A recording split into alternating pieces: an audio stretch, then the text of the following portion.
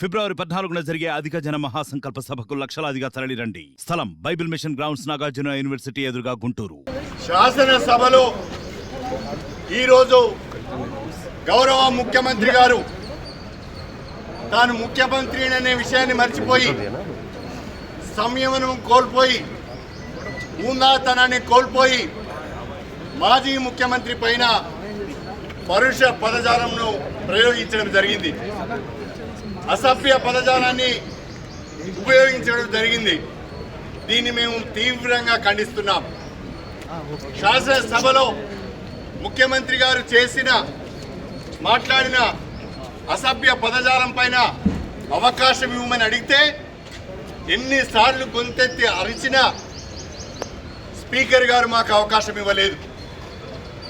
కాంగ్రెస్ పార్టీకి చెందిన సభ్యులు కూడా అనేక మంది అవకాశం తీసుకొని అసభ్య పదజాలంతో దూషించడం జరిగింది. ప్రత్యేకంగా కోమటిరెడ్డి రాజగోపాల్ రెడ్డి ఎమ్మెల్యే గారు నా పైన అనుచిత వ్యాఖ్యలు చేయడం జరిగింది.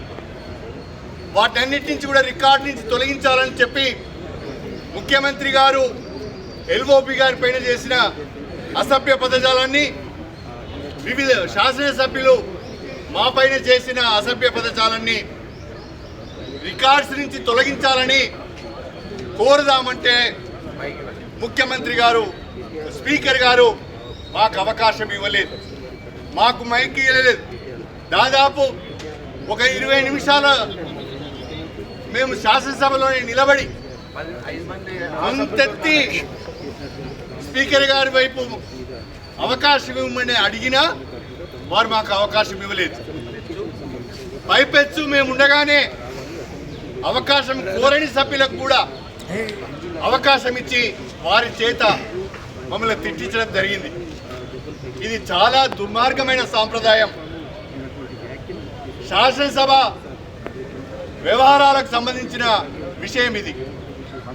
Legislative affairs minister Sridhar Babu గారు మనం శాసనసభను ఉందాగా నడుపుకుందాం, శాసనసభలో మంచి ఎగ్జాంపుల్స్ సెట్ చేద్దామని ఆయన చెప్పిన తర్వాత మళ్ళీ ముఖ్యమంత్రి గారు ఆ పార్టీకి చెందిన సభ్యులు అసభ్య పదజాలాన్ని ఉపయోగిస్తున్నారు. మా వివరణ ఇద్దామంటే మా గొంతు నొక్కారు. శాసనసభలో గత్యంతరం లేని పరిస్థితులలో బయటికి వచ్చి కనీసం మీడియా పాయింట్ దగ్గరనైనా లోపల ఏం జరిగిందో చెప్పుకుందామంటే ఇక్కడ ఇనుప కంచెలను పెట్టారు. చాలా గొప్పగా ప్రగతి భవన్ ముందట ఇనుప కంచెలను తొలగించాం, స్వేచ్ఛా వాయువులను ప్రజలకు ప్రసాదించామని చెప్పారు. శాసనసభ్యులకే గతి లేదు. ఇక్కడ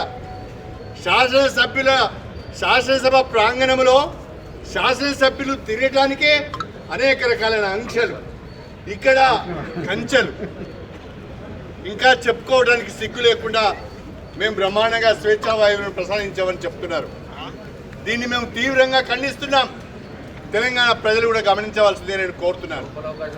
గౌరవ ముఖ్యమంత్రి గారు కానీ సభ్యులు కానీ సభా సాంప్రదాయాలను పాటించడం లేదు. ముఖ్యమంత్రి గారు మేము చెప్పలేని భాషలో సభలో రికార్డ్స్లోకి పోయే విధంగా ప్రతిపక్ష నాయకుడి గురించి మాట్లాడుతున్నాడు. ప్రజలకు విజ్ఞప్తి చేస్తున్నాం, దీన్ని మేము ఎప్పటికైనా ఈ రకమైన ప్రవర్తన ప్రభుత్వం నుంచి ఉంటే, ఇదే రకమైన భాషను ముఖ్యమంత్రి గారు కొనసాగించాలని అనుకుంటే సమంజసం కాదు.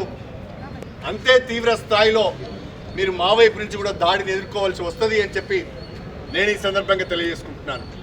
భాష రాక కాదు, మాటలు రాక కాదు, మీరు మాట్లాడే మాటల కంటే అసభ్య పదజాలాన్ని ఉపయోగించే సత్తా మా దగ్గర ఉన్నది. కాకపోతే మాకు సభ్యత అడ్డొస్తున్నది, సంస్కృతి అడ్డొస్తున్నది. తెలంగాణ భాషను, తెలంగాణ సంస్కృతిని కించపరచదలుచుకోలేదు.